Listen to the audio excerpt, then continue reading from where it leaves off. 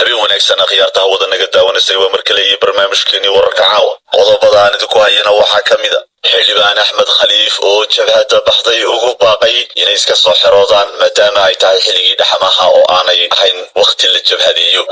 xilli jabhadi baxdana ma jirto ma xilliga kuma haboon oo dhaxamo fara badan baa jirta aliistii xitaa dad ciyaar baxaysan xilliga kulaylaha iyo caadiga jiraan waa dhaxam way iska soo noqda magaaladiina ku soo noqda dhaxamaha ka soo xarooda dhibka iska daayay leeyahay wanaag fara badan baa jirnay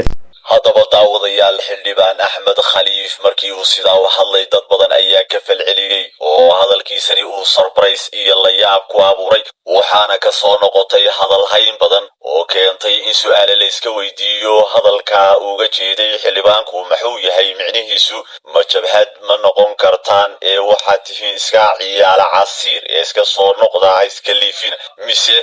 ujeedada kale ayuu ka leeyahay hadalkiisan xildhibaan Axmed Khaliif waxa uu kamid ahaa xildhibaanadii sida weyn ugu doodi jiray ama u garab taagnaa jabhadii buurta gacan liiba una taageersanaa inay baxaan oo ay dagaalamaan balse maanta sidan ayuu hadlayaa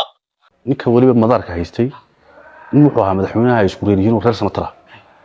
waa muwaadin xaq u leh oo wadankiisa ku soo guri noqday wax dhiban uma arkin madaxweynaha cafiyay wadanka madaxweynaha ka mas'uul ah markaad madaxweyne inuu cafiyay aan waxba oran karnaa dastuurkana madaxweynaha damaadsi inuu jacayl doona cafin kara ilaahay baa cafiyay laakiin wasiirka madaxtooyada Soomaaliland madasha ka qayb galan baa sheegay in lagu cafiyay shacabka reer Soomaaliland hore loo sheegay maba dhacdaba waraqaha cafinta si goos lama public kale loo soo bandhigo